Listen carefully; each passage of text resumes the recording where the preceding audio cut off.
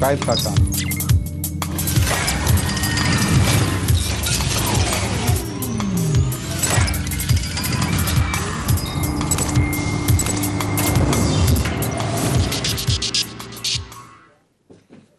السلام علیکم ناظرین، میں ہوں ضمیر حیدر اور آپ دیکھ رہے ہیں پروگرام پبلک پلس۔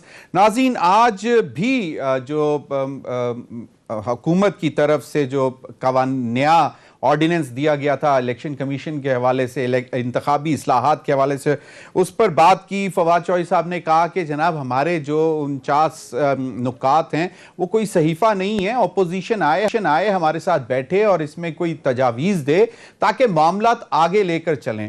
اور بھی انہوں نے بہت ساری باتیں کی۔ ان کا یہ خیال تھا کہ جو اپوزیشن ہے وہ جان بوجھ کر جو ہے اگلے الیکشن سے اپنا جو ہے جان چھڑانے کی کوشش کر رہی ہے، دھاندلی زدہ قرار دینے کے لیے، اور ان کو پتہ چل گیا ہے کہ شاید اگلے 5 سال بھی عمران خان صاحب کے ہیں، اس وجہ سے وہ ان انتخابی اصلاحات میں ہمارے ساتھ کام نہیں کرنا چاہتے، اپنا حصہ نہیں ڈالنا چاہتے۔ انہوں نے کہا کہ حکومت جو ہے وہ الیکشن کمیشن کو مضبوط کرنا چاہتی ہے، اور یہ تاثر غلط ہے کہ یہ جو نئی بھی مشینری یا الیکٹرانک ووٹنگ مشین جو ای وی ایم جو انٹروڈیوس کروا رہے ہیں، اس میں دھاندلی ہو سکتی ہے، لیکن ٹیکنیکل باتیں ہو سکتی ہیں۔ آپ آئیں اور آ کر بیٹھیں اور ہم سے بات کریں۔ اس پر نفیسہ شاہ صاحبہ جو پاکستان پیپلز پارٹی کی رہنما ہیں، ان کا خیال تھا کہ حکومت جو ہے وہ الیکشن کمیشن کو کمزور کرنے کی کوشش کر رہی ہے، اور جیسے کہ ناظرین آپ کو پتہ ہے کہ الیکشن کمیشن کی طرف سے اعتراضات بھی آگئے ہیں اس آرڈیننس کے حوالے سے، اور یہ ابھی سینٹ میں بھی جانا ہے، وہاں پہ بھی ڈسکس ہونا ہے۔ اور نفیسہ شاہ صاحبہ نے کہا کہ یہ جو تمام جو اصلاحات پروپوز کی گئی ہیں، یہ بیسکلی الیکشن کمیشن پر ایک حملہ ہے۔ وہ ایک آزاد اور خود مختار ادارہ ہے، اور اس کی آزادی اور خود مختاری کو چھیننے کی کوشش کی جا رہی ہے۔ اور انہوں نے کہا کہ یہ نااہل حکومت جو ہے وہ بیسکلی اوورسیز پاکستانیوں کو ایک طرح سے رشوت دینے کی کوشش کر رہے ہیں کہ ان کو جو رائٹ ملے گا، رائٹ ٹو ووٹ، اور وہ سمجھتے ہیں کہ جناب وہ پاکستان تحریک انصاف کے ہی ووٹر ہوں گے۔ انہوں نے کہا وہ محب وطن پاکستانی ہیں، وہ کسی رشوت کے جھانسے میں نہیں آئیں گے۔ دوسری جانب ناظرین، آج شہباز شریف صاحب ایف آئی اے کے سامنے پیش ہوئے، اور انہوں نے واضح طور پر صاف کہہ دیا کہ العربیہ شوگر ملز اور رمضان شوگر مل سے نہ ان کا کوئی لینا دینا ہے، نہ ہی وہ شیئر ہولڈر ہیں، نہ ہی وہ کسی اس کاروبار میں ڈائریکٹر ہیں، اور انہوں نے بالکل لا علمی کا اظہار کر دیا۔ اور کہنے والے کہتے ہیں کہ شاید انہوں نے کہا کہ جی میرے صاحبزادے جو کہ بیسکلی مفرور ہیں، سلمان شہباز صاحب جو کافی عرصے سے مفرور ہیں، ان کو تفصیلات شاید ان چیزوں کی معلوم ہوں گی، لیکن میاں شہباز شریف صاحب کو اس حوالے سے قطعی طور پر کچھ علم نہیں ہے کہ کہاں سے پیسے آئے، کہاں گئے، کیسے منی لانڈرنگ ہوئی، کیا ان ملوں کے کلرک یا جو واچ مین یا گارڈ یا ان کے اکاؤنٹس کس استعمال ہوئے نہ ہوئے۔ میاں شہباز شریف صاحب نے قطعی طور پر کسی بھی چیز سے ماننے سے انکار کر دیا، اور انہوں نے کہا جی ان کا کوئی تعلق نہیں ہے ان چیزوں سے۔ اور وہ پہلے بھی کہہ چکے ہیں کہ اگر ایک دھیلے کی بھی کرپشن ان کے خلاف سازش ثابت ہو گئی تو ان کو قبر سے نکال کر بھی ان کا ٹرائل کیا جا سکتا ہے۔ اس پر بھی بات کریں گے۔ ناظرین، دوسری جانب حکومت کے اپنے اراکین کچھ تھوڑے سے سوالات اٹھا رہے ہیں حکومت کی کارکردگی پر، اس پر بھی بات کریں گے۔ آج قومی اسمبلی میں کچھ اراکین نے اس طرح بات کی، اور وہ ان کا خیال ہے کہ وزیر اعظم کے ارد گرد بیٹھے لوگ، خاص طور پہ جو نان الیکٹڈ ہیں، وہ پی ٹی آئی کا نام خراب کر رہے ہیں، حکومت کا نام خراب کر رہے ہیں، پرائم منسٹر کا جو ایک خواب ہے تبدیلی کا، اس کو شرمندہ تعبیر نہیں ہونے دیں گے۔ اس پر بھی بات کریں گے۔ اور ناظرین، پروگرام کے اینڈ میں ایک لینڈ مارک ججمنٹ جو ہے وہ honourable chief justice Islamabad high court اطہر من اللہ صاحب کی آئی ہے، جس کے بعد امید یہ پیدا ہوئی ہے کہ 40 سال پرانے کیسز جو کہ اسلام آباد میں ان لوگوں کے زیر التوا ہیں اور سرد خانے میں بھی پڑے ہوئے ہیں جن کی زمینوں پر یہ اسلام آباد آباد ہوا، اب یہ کوئی تھوڑا وقت نہیں ہے، لیکن اب جو ججمنٹ آئی ہے اس سے تھوڑی سی آس پیدا ہوئی ہے، جو کہ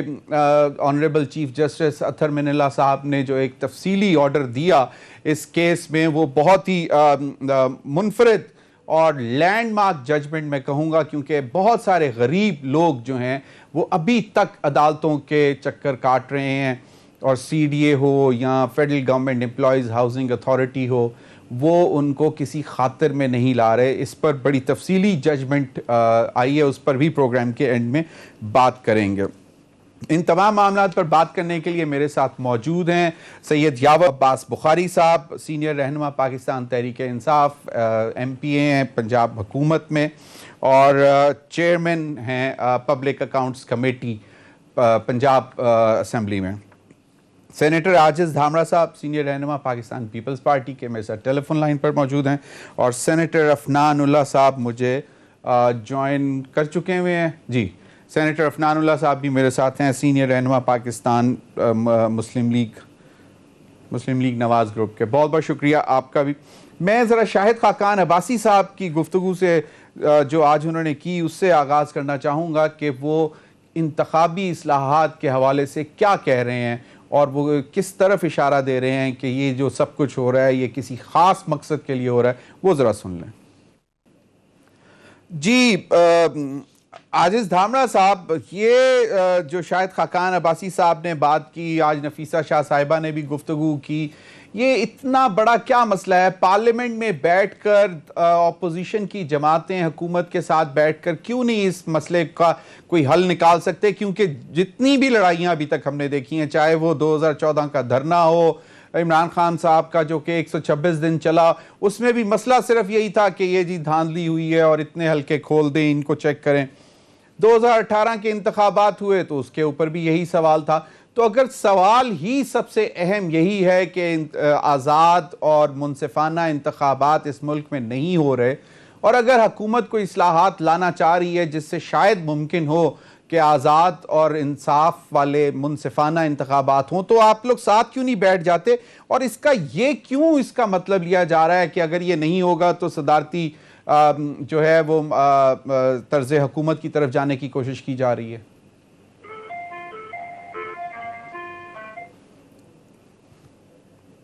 عاجز دھامرا صاحب کو آواز نہیں گئی۔ سینیٹر عفنان اللہ صاحب، یہی سوال آپ سے ہے۔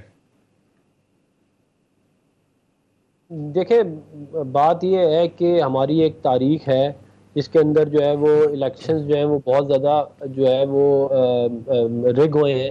2018 کا الیکشن جو ہے وہ سب کے سائے کہ اس کے اندر کیا معاملات ہوئے۔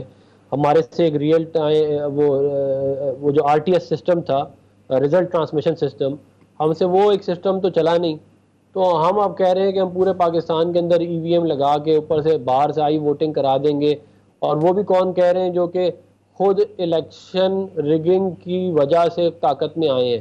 تو ظاہر ہے ہم اور پھر جب ان سے سوال پوچھا جاتا ہے کہ ٹھیک ہے اگر آپ ای وی ایم ڈپلوائے کرنا بھی چاہتے ہیں تو آپ کو معلوم ہے کہ اس کا اندر انانیمٹی کا ایشو ہے، وہ کیسے ریزالو کریں گے؟ انٹیگریٹی کا ایشو ہے آف دا ووٹ، اس کو کیسے ریزالو کریں گے؟ تو آگے سے کوئی جواب ہی نہیں آتا۔ میں نے خود 4-5 دفعہ ٹاک شوز میں ان کے لوگوں سے پوچھا کہ آپ بتا دیں یہ ایشوز ہیں جو الیکٹرانک ووٹنگ مشینز میں آتا ہے۔ 2016 کے امریکن یو ایس کے الیکشن رگ ہوئے ای وی ایم کے تھرو۔ 2000 میں الگور ورسز بش جو تھی ادھر فلوریڈا میں ای وی ایم مشینز لگی تھی جدھر الیکشن رگ ہوا تھا۔ تو میں نے کہا اگر ای وی ایمز کے اوپر آلریڈی الیکشن رگنگ کی ایک ہسٹری ہے، اور ہمارے ملک کے اندر آلریڈی آپ کو معلوم ہے کہ جمہوریت کافی کمزور ہے اور بہت ساری غیر جمہوری قوتیں ہمیشہ لگی ہوئی ہوتی ہیں اسے مزید کمزور کرنے میں، تو اس طرح کی چیز اگر ہم ڈیولپ کریں گے تو ہمارے اپنا نقصان ہوگا۔ کل کو ایون یہ پی ٹی آئی کے خلاف بھی استعمال ہو سکتی ہے۔ ابھی اس بات کا اندازہ نہیں ہے، لیکن آپ ہمیشہ جو ہے وہ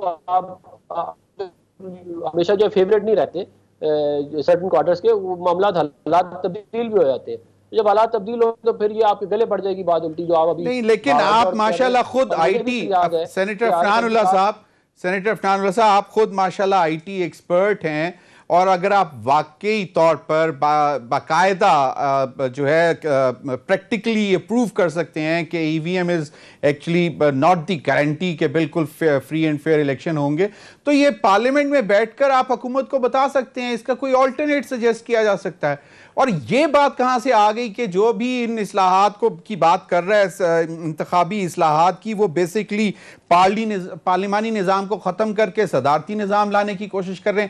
یہ بات کہاں سے آتی ہے اس میں؟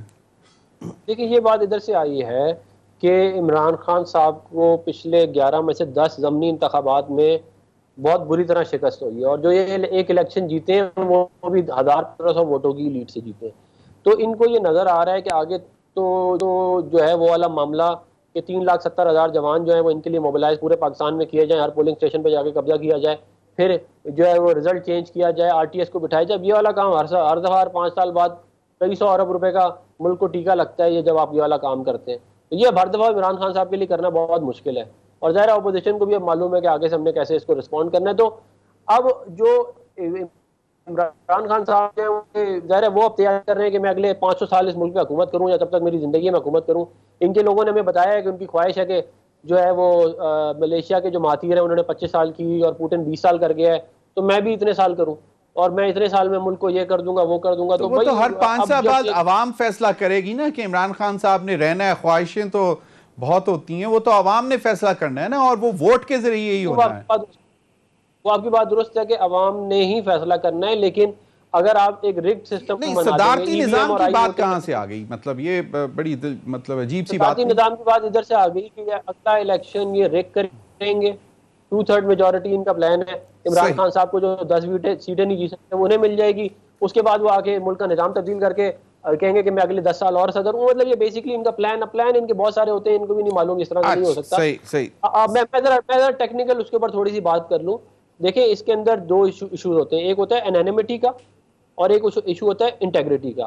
انانیمٹی کا ایشو یہ ہوتا ہے کہ جب میں ووٹ ڈالنے کے لیے جاؤں تو میرا ووٹ مجھے تک ٹریس نہ ہو سکے کسی بھی صورت، کیونکہ اگر وہ ووٹ مجھ تک ٹریس ہو گیا تو کل کو کوئی لیبر ہے، کوئی غریب آدمی ہے، کوئی فارمر ہے، اس کو پھر زمیندار جو ہے وہ بیسکلی انفلوئنس کر سکتا ہے، یہ پتہ چلا سکتا ہے کہ اس نے کس کو ووٹ ڈالا تھا۔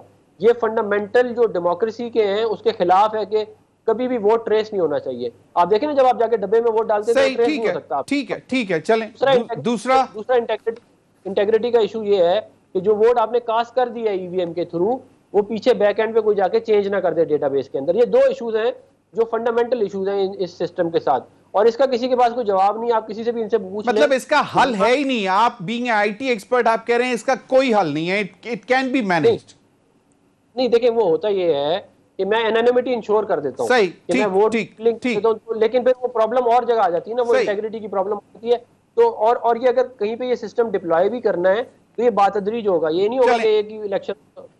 چلیں بالکل صحیح ہے، بالکل۔ یاور عباس بخاری صاحب، آپ نے شاہد خاقان عباسی صاحب کی بات بھی سن لی، ان کا یہ خیال ہے کہ جو بھی انتخابی اصلاحات لانے کی کوشش کر رہا ہے وہ بیسیکلی صدارتی نظام کی طرف لے کر جانے کی کوشش کر رہے ہیں، اور یہ ملک جو ہے اس کو چلانے کا واحد اور صرف ایک ہی طریقہ ہے، اور وہ ہے پارلیمانی نظام۔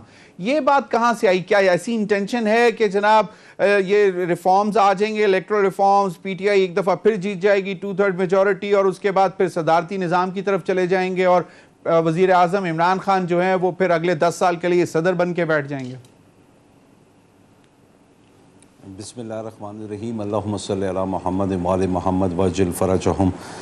سب سے پہلے تو میں بڑا واضح کر دوں، اور میں بول رہا ہوں کہ اس کے اندر یہ جتنی باتیں یہ مفروضے ہیں اور یہ وہ افواہیں ہیں کہ آپ کا کان کتا کاٹ کے لے گیا، آپ کان کو چیک نہیں کرتے ہیں، کتے کے پیچھے بھاگ جاتے ہیں، یہ ان باتوں کے اوپر مبنی ہے۔ دوسری بات یہ ہے، کوئی بھی نظام اس ریاست سے بڑا نہیں ہے، اس ملک سے بڑا نہیں ہے، کوئی قانون کسی انسان سے بڑا نہیں ہے۔ اصول ہوتے ہیں، قانون انسانوں کے لیے بنتے ہیں، یہ ہر چیز انسانوں کے لیے، ریاست کے لیے اگر تبدیل بھی کرنی پڑے، جو میں نہیں کہہ رہا ہوں کہ ہوگی، نہیں ہوگی، جو تبدیل بھی کرنی پڑے اس ریاست کو اگر بہتر چلانے کے لیے، اس میں حرج کیا ہے؟ ریاست بہتر چلے گی نا. حالانکہ کوئی ایسی بات نہیں ہے. جہاں تک یہ لوگ جو ریجیکٹ ہوئے ہیں پچھلے الیکشن میں, ان کو ہم نے ریکویسٹ یہ کی تھی, خان صاحب نے, پرائم منسٹر صاحب نے پہلی تقریر میں, بھائی تم حلقوں کو نمبر ہمیں بتاؤ کون سے حلقے تم لوگوں نے کھولنے جہاں پہ تمہیں شک ہے, ہم جس طریقے سے ٹرانسپیرنٹ طریقہ تم تعین کرو ہم اس طریقے سے کھول کے تمہیں مطمئن کرتے ہیں. ایک مجھے اپلیکیشن دکھائیں, اگر اپلیکیشن ڈالیے تو اس کو پرسو نے اس کا پیچھا کہاں پہ کیا, کچھ بھی نہیں. ان لوگوں کا کام یہ ہے بیٹھ کے یہ جی سلیکٹڈ اور یہ فلاں اور یہ فلوں, یہ باتیں, یہ مفروضے یہ اس لیے کرتے ہیں کیونکہ قوم ان کو ریجیکٹ کر بیٹھی ہے اور ایسا ان کو زیادہ ریجیکٹ کر رہی ہے. یہ بجٹ جس قسم کا یہ بجٹ آیا ہے, اللہ پاک خیر کرے کہ ہم اس کو اسی طریقے سے, اسی انٹینشن سے, اسی نیک نیتی جو ہم لوگوں نے رکھی تھی یہ بنانے میں, اس طریقے سے یہ ہم نے آن دا گراؤنڈ امپلیمنٹ کر دیا. میں ایمانداری سے کہہ رہا ہوں یہ لوگ دونوں فارغ ہیں اللہ کے فضل و کرم سے انشاءاللہ. لیکن جو بات میرے بھائی کر رہے ہیں کہ یہ الیکٹرانک ووٹنگ مشینز کے اوپر یہ پرابلم ہے, ہر پرابلم کا سلوشن موجود ہے. ڈر کس بات کا ہے؟ یہ لوگوں نے بات ایک کی میڈم نفیسہ شاہ نے کہ یہ ضروری نہیں کہ اوورسیز پاکستانی سارے پی ٹی آئی کے ووٹرز ہیں. تو ڈر ان کو یہی ہے کہ اتنی بڑی تعداد وہ پی ٹی آئی کے ووٹرز بن کے آ جائے گی. ان کو ڈر مستقبل سے ہے, ان کو ڈر اپنی حقیقت سے ہے جو ان لوگوں نے پچھلے 45 سال سے ان لوگوں نے کیا. پیپلز پارٹی کا تو مشہور ہے نا وہ 77 والا الیکشن, اگر سب کو یاد ہو تو, جس کے اوپر پھر وہ سارے باقی پارٹیز اپوزیشن میں آئیں. بھٹو صاحب کا اتنا بڑا نام, اور پہلا وہ الیکشن جو ریگ کیا گیا, اس کے بعد ضیاء الحق کے زمانے میں الیکشن ریگ کیا گیا, 88 میں الیکشن پھر سیمی ریگ ہوا, پھر 90 کا الیکشن ریگ ہوا, 93 کا الیکشن ریگ ہوا, 96 97 کا الیکشن وہ پھر ریگ ہوا جب 2/3 میجورٹی دی گئی, 2002 والا الیکشن ریگ ہوا, 2008 والا الیکشن ریگ ہوا, 2013 والا الیکشن ریگ ہوا. تو یہ لوگ پچھلے الیکشن کی کیوں نہیں باتیں کرتے ہیں؟ 2018 والا بھی ریگ ہوا جب یہ لوگ خود آئے تھے. 2018 والا بھی پھر ریگ ہوا نا. سن لینا پھر سن لیں میری بات سن لیں. یہ جس کو ریگنگ کہتے ہیں ہوا اس الیکشن میں کیا ہے, فرق کیا پڑا ہے 71 والے الیکشن میں اور اس الیکشن میں فرق کیا پڑا ہے؟ ان کو پتہ بھی ہے فرق کیا پڑا ہے. ان لوگوں کی بے ایمانی کو اجازت نہیں دی گئی. وہاں پہ جو لوگ کھڑے تھے نا, ہر کوئی تیار تھا ان کے لیے کہ یہ جو بے ایمانیاں کرتے تھے وہ بے ایمانی کی اجازت نہیں دی گئی. تو لہٰذا جب بے ایمانی کی اجازت نہیں دی گئی, ان کی مرضی نہیں ہوئی, تو وہ پھر جی سلیکٹڈ ہے. اور یہ لوگ ریجیکٹڈ لوگ ہیں. ریجیکٹڈ لوگوں کو ہم یہ ریجیکٹڈ اور سلیکٹڈ کرتے رہے تو ہم یہ جس کو کہتے ہیں پراپر بحث ہم نہیں کر سکتے. لیکن یہ جو ایک چناؤ بھی صحیح کر لیں آپس میں بیٹھ کے. جو ای وی ایمز ہیں, میں اپنے بھائی کے ساتھ, میں اپنے بھائی کے ان خدشات جو انہیں اٹھائے تھے کہ اس کی انٹیگریٹی کا جو مسئلہ ہے اس کے اندر کوئی ایشو ہے, تو آئی ٹی کے ایکسپرٹس ہیں, مجھ سے بہت بہتر جانتے ہیں, بہت بڑے آئی ٹی کے ایکسپرٹ ہیں, لوگوں کو سامنے آنا چاہیے. نہیں میں وہی کہہ رہا ہوں نا, مجھ سے بہت بہتر جانتے ہیں, مجھ سے بہت بہتر جانتے ہیں. جہاں تک یعنی کہ آپ کا کہنے کا مطلب ہے کہ جو خدشات نہیں چاہیے ووٹ, سینیٹر عفنان اللہ صاحب نے جن کا اظہار کیا خدشات کا, ان کا سولوشن موجود ہے, لیکن وہ بینگ آئی ٹی ایکسپرٹ ماننے کو تیار نہیں. سولوشن موجود ہوتا ہے. وہ لوگ اس طرف آنا نہیں چاہتے ہیں کیونکہ خوف ہے. خوف ایک اس بات کا ہے کہ اس حکومت نے جس طریقے سے کورونا سے اس ملک کی معیشت کو بچایا. صحیح, بالکل. میرے ساتھ سینیٹر عاجز دھامڑا صاحب موجود ہیں. سینیٹر عاجز دھامڑا صاحب بہت بہت شکریہ پروگرام میں جوائن کرنے کا. یہ جو آج نفیسہ شاہ صاحبہ نے بھی گفتگو کی کہ بیسکلی یہ الیکشن کمیشن پر حملہ کیا جا رہا ہے, اس کی آزادی اور خود مختاری پر حملہ کیا جا رہا ہے. یہ کیسے ہے؟ ایک پارلیمان ہے, اس کا کام ہے قانون سازی کرنا, اس کا کام ہے ریفارمز لے کے آنا, تو اس میں حملہ کہاں سے آ گیا اور آزادی پر حملہ کیسے ہو گیا؟ بسم اللہ الرحمن الرحیم. دیکھیں ضمیر صاحب, میرے خیال میں حملہ جو ہے وہ بہت ہی ایک پولائٹ اور چھوٹا لفظ استعمال کیا ہے نفیسہ شاہ صاحبہ نے. میں تو سمجھتا ہوں یہ پارلیمنٹ پہ ایک خودکش حملہ ہے پی ٹی آئی سرکار کا کہ وہ بل جو آئندہ پاکستان کی قوموں کے مستقبل کے حوالے سے ہو, اور اس بل کو جس بھونڈے انداز میں وہاں پر پیش کیا گیا, اور آپ کو معلوم ہے کہ اس دن 19 منٹ میں 21 بل پاس کیے گئے. میں خود پارلیمنٹ کا حصہ رہا ہوں کہ مطلب کورم آپ کا جو ہے وہ پورا نہیں ہے. ابھی تک اس بات میں آپ کی کوئی آئیڈینٹیفیکیشن نہیں ہو سکتی کہ کورم پورا بھی تھا یا نہیں تھا. جس اجلت میں یہ بل پاس کیا گیا ہے, اس سے یہ بات ثابت ہوتی ہے کہ پی ٹی آئی جو ہے وہ خام خواہ کی اوورسیز پاکستانی کے ووٹوں کی चैंपियन बनी हुई है। इनको कोई काम सीरियस करना नहीं है, ये सिर्फ प्रोपेगेंडा और झूठ की बुनियाद पर उनकी सिर्फ सिंपैथी हासिल करना चाहते हैं कि पीटीआई ओवरसीज पाकिस्तानियों के लिए कितनी तड़पती है। उसके बाद होगा ये कि इनको पता है कि ये काम हो या ना हो, मगर आगे चल के ओवरसीज की जो इनको एक डोनेशन मिलती है ये उसको कंटिन्यू करना चाहते हैं। इनका और कोई मकसद नहीं है। अगर ये वाकई सीरियस है ओवरसीज पाकिस्तानियों के वोट की, तो ये तमाम पार्टीज के साथ बैठते, इस बिल को पढ़ने देते, मगर विदाउट पढ़े हुए बिल को आप इतनी जल्दी में हवाई फायरिंग की तरह पास करते जाएंगे तो ये पार्लियामेंट पे हमला क्या है? ये खुदकश हमला है। मतलब आप पार्लियामेंट की तारीख में ये मतलब ये जस्टिफिकेशन करेगी पीटीआई कि इस तरह कानून साजी और इतना बड़ा अहम बिल, उसके बारे में खुद इलेक्शन कमीशन क्या कहती है कि 22 शिकें हैं। इस बिल की 22 शिकें जो है वो आइन के तसादुम में आती हैं। अब जो चीज आइन के तसादुम में पार्लियामेंट उजलत में पास करे और अपोजिशन के बगैर पास करे, हुकूमत पास करे, तो ये तो आर्टिकल 6 के मुतलक हो जाएंगे। बिल्कुल सही, लेकिन आज भी फवाद चौधरी साहब ने कहा है कि जो हमारी तजावीज़ हैं ये कोई सहीफा नहीं है, आकर बैठे हमसे बात करें। इस पर मजीद भी बात कर वक्त हुआ, एक वक्फे का हमारे साथ रहिए।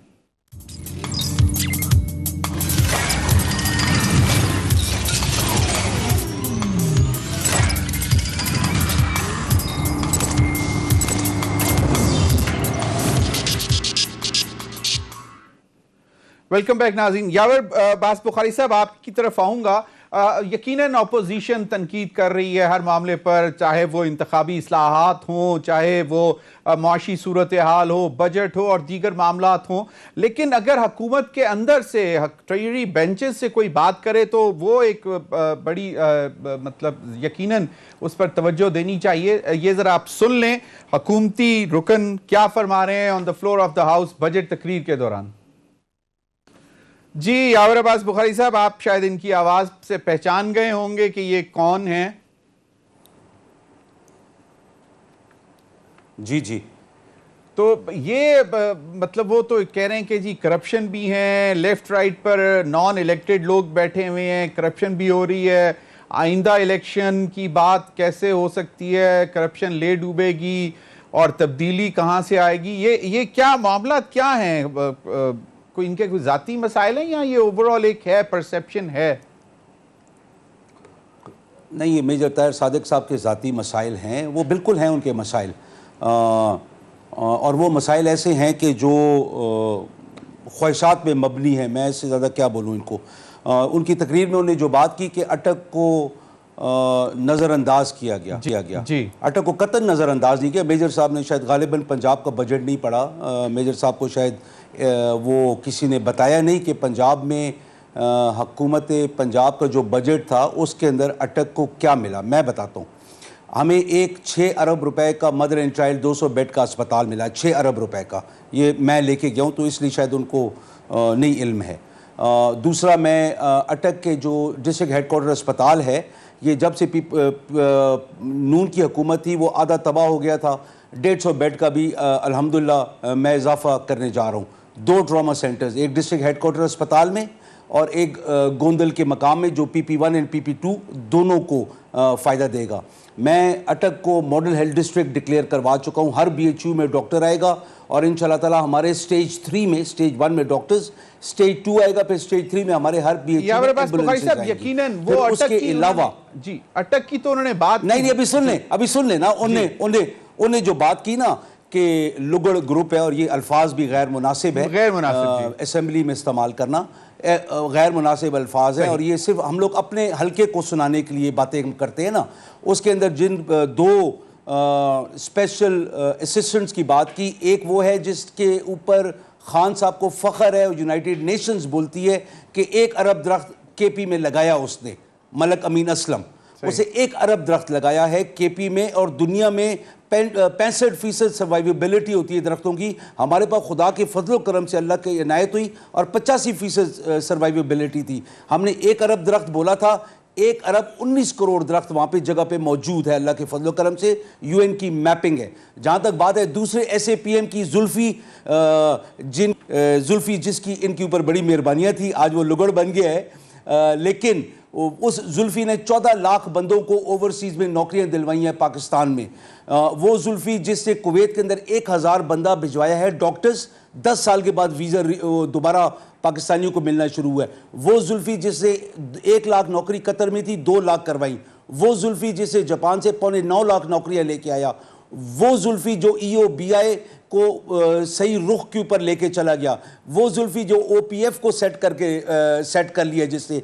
वो जुल्फी के जो आपके ओवरसीज आपकी एम्बेसीज उन्होंने नाम नहीं लिए थे, अटैचीज होते हैं उनको चले नहीं, नाम मैं ले लेता हूं ना, नाम मैं ले लेता हूं। जो उन्हें नाम नहीं लिए, नहीं बिल्कुल देखिए जब बात बंदा करता है नाम लेता होता है। तो मैं मेजर ताहिर सादिक साहब को सिर्फ ये रिक्वेस्ट करना चाहता हूं कि मेजर साहब, ये पार्टी के अंदर ही पार्टी के अंदर से ही पार्टी को खतरा होता है।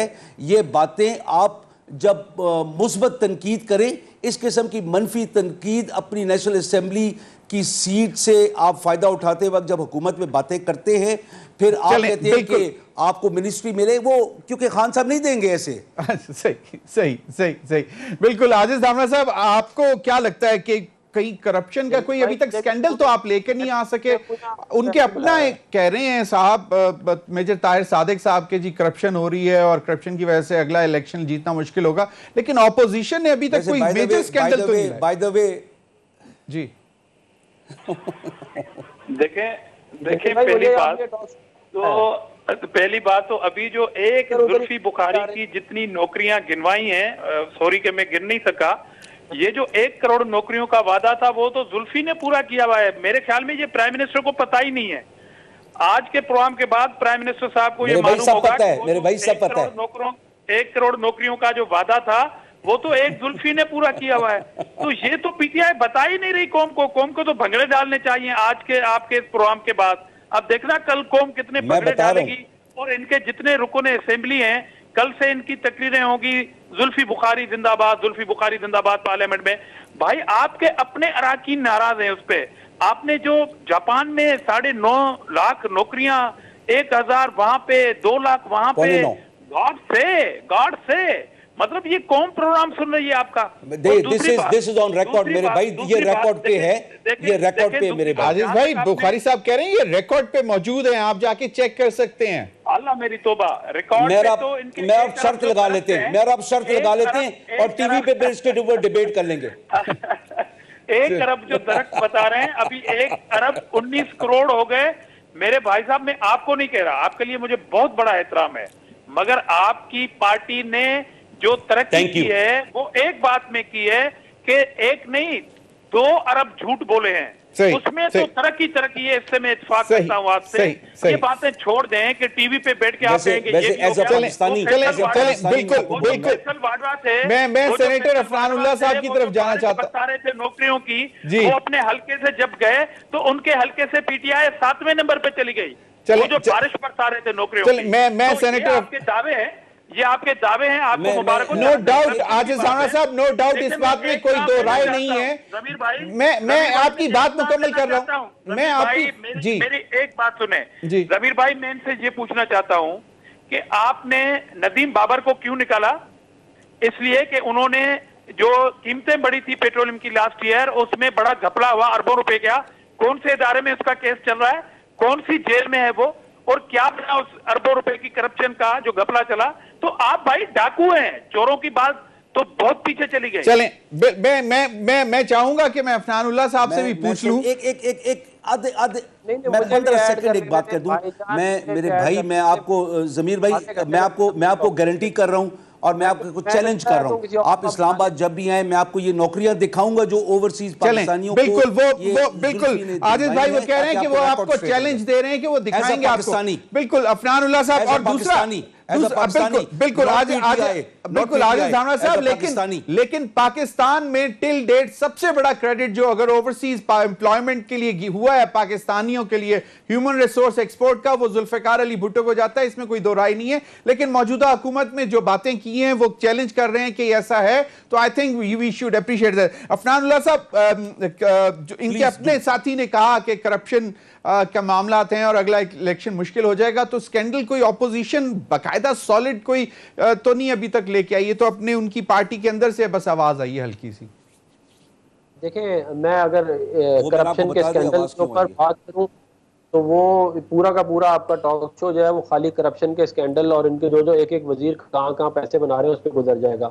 میں آپ کو مثال کے طور پہ کہتا ہوں, ابھی زلفی بخاری صاحب کی بات چل رہی تھی, آپ کو پتہ روڈ اسکینڈل کے اندر 130 ارب روپے کا اسکیم ہے, جس کے اندر ہاؤسنگ سوسائٹیز انہوں نے پلان چینج کیا, جس کی وجہ سے ہاؤسنگ سوسائٹیز والوں سے انہوں نے لوگوں سے پیسے اٹھائے کہ جی رنگ روڈ یہاں سے گزرے گی, اور اب یہ لگ رہا ہے کہ یہ وہ پلان زلفی نے واپس ہو کیا, جائے گا. تو یہ زلفی نے کیا, میرے بھائی یہ زلفی نے کیا. گزارش سن لینا, میں نے آپ کی میں- لمبی ایک کہانی آپ منٹ ذرا سن لیں. سٹیٹمنٹ دیں, آپ سٹیٹمنٹ دیں اپنا میری نام بخاری لے کے. صاحب, نہیں، بخاری صاحب سنیں، سن سنیں. لیں, آپ سن لیں, سٹیٹمنٹ دیں اپنا پھر نام لے کے. بخاری صاحب سن لیں, ایک سیکنڈ، افنان ایک سیکنڈ، سینیٹر ایک سیکنڈ. افنان جو بات نہیں، کر رہے ہیں, سن بات لیں ایک خراب ہو دفعہ, جائے گی. سن لیں, اس کے بعد آپ سینیٹر اچھا، افنان کی چلیں، بات اوکے، سن لیں. Okay okay. جی جی افنان اللہ. دیکھیں پی او بی آئی کے اندر انہوں نے 3 ٹائمز کے اوپر انہوں نے سرکار سے وہ لیا اور 3 ٹائمز کے اوپر رینٹ آگے دے دیا, کیا کہتے ہیں, اور کمپنیز کو, اور اس کے اندر یہ لوگ خود انوالو ہیں, زلفی بخاری سمیت, مجھے معلوم ہے اس پروجیکٹ کا بھی. اور زلفی بخاری صاحب جو ہے ان کی ہسٹری ہے, ان کے والد صاحب نے بھی یہ والے کرپشن ہی کی ہوئی ہے, اور یہ میں نہیں کہتا, یہ آپ جا کے ایف آئی اے اور نیب سے پوچھیں کہ ان کے اوپر کیا کیا کیسز بنے ہوئے. انہوں نے امیگریشن کے نام پہ لوگوں کے ساتھ بہت بڑا فراڈ کیا تھا آج سے کئی دہائیوں پہلے, پھر یہ باہر بھاگ گئے تھے, اب یہ دوبارہ ان کے بیٹے موصوف آئے تھے, انہوں نے دوبارہ ٹیکہ لگایا, اب وہ باہر بھاگ گئے. تو یہ میں آپ کو صرف زلفی بخاری صاحب کے کارنامے بتا رہا ہوں, ورنہ گندم, چینی, اپنا فارماسیوٹیکل, آپ مجھے چیز بتائیں وزیر کا نام بتائیں, میں سکینڈل آپ کو کہاں ہے, سکینڈل کہاں ہے, باقاعدہ سکینڈل کی, مطلب جہاں پہ ڈاکومنٹری پروف ہو. ان کو علم ہی کہنا ان کو آسان جو ہے باتیں افنان. کر رہے ہیں, جو باتیں کر رہے ہیں, ان کو جو باتیں کر رہے ہیں, ان کو علم ہی نہیں ہے کہ زلفی بخاری باہر بیٹھا ہے. زلفی بخاری اسلام آباد میں بیٹھا ہوا ہے, جہاں پہ باتیں آپ کر رہے ہیں کہ زلفی بخاری نے یہ کیا. میں آپ سے سٹیٹمنٹ اس لیے لے رہا تھا کہ کورٹ آف لا میں آپ کے خلاف ایک ڈیفامیشن کیس ہو سکے. چلے آپ سٹیٹمنٹ ویسے دینے کے لیے تیار نہیں ہیں. یہ ایک علیحدہ بالکل ڈیبیٹ ہو جائے گی. افنان اللہ صاحب, جرات پیدا کریں, افنان اللہ جرات پیدا صاحب, کریں. یاور بھائی پلیز بات مکمل کر لیں. افنان اللہ صاحب پلیز. میں یہ کہہ رہا ہوں, دیکھیں میں یہ نہیں کہہ رہا, یہ ان کے اپنے ادارے یہ کہہ رہے ہیں کہ چینی کا ابھی سب تو سے آپ بڑا کہہ رہے جو تھے کہ آپ مافیا کہہ رہے ہیں ابھی اداروں کی باتیں کر رہے ہیں, آپ اپنی بات کریں. فیڈرل انویسٹیگیشن ایجنسی آپ نے یہ اپنی بات کہا کریں. ہے. یاور بخاری صاحب پلیز معذرت سے, میری ریکویسٹ ہے بات مکمل ہونے دیں, کیونکہ مجھے میرا اگلا سیگمنٹ بہت چھوٹا ہوتا جا رہا ہے, مجھے بریک کی طرف جانا ہے. جو آپ کو اتنی تکلیف ہو رہی ہے زلفی بخاری کی, مجھے بات یہ ہے کہ کیا رنگ روڈ کا اسکینڈل جو ہے وہ اس حکومت نے نہیں بتایا کہ یہ رنگ روڈ کے اندر یہ ہاؤسنگ سوسائٹی سے مال اس کا اٹھایا زلفی کا کہیں نام نہیں ہے, زلفی کا کہیں نام نہیں ہے اس کے اندر. چلیں میرے خیال میں یہ بالکل ایک سیپریٹ ڈیبیٹ ہے. رنگ روڈ کے اوپر ایک پورا پروگرام کیا جا سکتا ہے, اور اس کے اوپر جو بھی آرگومنٹس کاؤنٹر آرگومنٹس آ سکتے ہیں, ابھی تفتیش بھی ہو رہی ہے, مزید تفتیش بھی ہونی ہے. بہت بہت شکریہ یاور عباس بخاری, عاجز دھامرا اور سینیٹر افنان اللہ صاحب. ناظرین ابھی وقت ہوا ایک بریک کا, بریک کے بعد ہم آئیں گے تو اسلام آباد ہائی کورٹ کے آنریبل چیف جسٹس اطہر من اللہ صاحب کی لینڈ مارک ججمنٹ کا ذکر کریں گے. بریک کے بعد.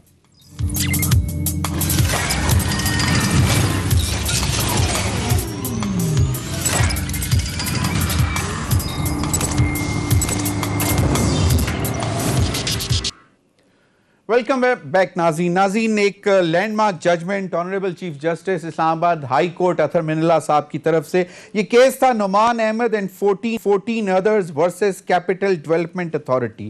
یہ تقریباً 65 صفحوں کی ججمنٹ ہے. اس میں بہت زبردست کنکلوژن کی بات ایک میں چھوٹی سی آپ کو پڑھ کے پہلے سنا دیتا ہوں, اس کے بعد پھر میں آپ کو اور بھی چیزیں اس میں بتا دیتا ہوں کوئکلی. Honorable Chief Justice صاحب کہتے ہیں there could not have been a more classic example of travesty of justice and violation of constitutional guaranteed rights, because while about 11,000 affected citizens متاثرین were waiting for the allotment of plots since 1968. More than 20,000 plots were allotted at throwaway prices to employees and officials of the CDA. اور یہ case ناظرین یہ ہے کہ جو اسلام آباد کے گرد و نواح یا اسلام آباد جب بن رہا تھا, جب لوگوں کی زمینیں لی گئیں اور ان کو اس کی جگہ اس کا معاوضہ دینا تھا, یا ان کی پراپرٹی کے بدلے ان کو کہیں پہ سیٹلڈ ایریا میں پلاٹ دینے تھے جو نئے سیکٹرز بن رہے تھے, اس حوالے سے یہ کیسز چل رہے تھے 1975 1968 سے. اور یہ جو اس میں آنریبل چیف جسٹس نے جو ڈائریکشنز دی ہیں وہ بھی زبردست ہیں. انہوں نے کہا the federal government shall formulate a policy to enforce the acknowledged vested right of allotment of plots to more than 10,000 affected property owners without further delay. Honourable chief justice صاحب اطہر مرلا صاحب نے کہا ہے کہ جناب وفاقی حکومت کو اس بات کی اب گارنٹی دینی ہوگی کہ بغیر کسی تاخیر کے جو یہ افیکٹیز ہیں ان کو ان کا معاوضہ دیا جائے، یا پھر اگر ان کے ساتھ یہ سیٹلمنٹ تھا کہ ان کو پلاٹ دیا جائے گا وہ پلاٹ بھی ملیں۔ ناظرین، اس پورے کیس میں دلچسپ بات یہ تھی کہ بہت سارے لوگوں کو کہ 675 83 کے کیسز ہیں ان کو اس وقت کی قیمت دینے کا کہا جا رہا ہے اور آج دے رہے ہیں۔ اگر آپ اس وقت دے دیتے قیمت تو ٹھیک تھا، لیکن آج بھی تو باقاعدہ کمپنسیشن کی بھی جو ہے اس میں ڈیفینیشنز بتائی گئیں، اور اس میں انہوں نے بہت تفصیل سے کہا بہت سارے کیسز ایسے تھے کہ جو 1975 سے چل رہے تھے اور ابھی تک چل رہے ہیں۔ 1987 میں جو ڈیسیژن ہوا تھا سی ڈی اے مانا ہوا، لیکن ابھی تک ان کو کمپنسیشن نہیں ملی، اور بااثر لوگ معاوضہ بھی لے چکے ہیں اور پلاٹس بھی لے چکے ہیں، لیکن غریب لوگ جن کی نہ کوئی پہنچ ہے نہ کوئی ان کی بات سن رہا ہے ان کو ابھی تک عدالتوں میں خوار کیا جا رہا ہے۔ اور اس حوالے سے لینڈ مارک ججمنٹ ہے، حکومت پاکستان اور سی ڈی اے کو ڈائریکشنز دی گئی ہیں کہ جلد از جلد جو ہے ان کے 6 مہینے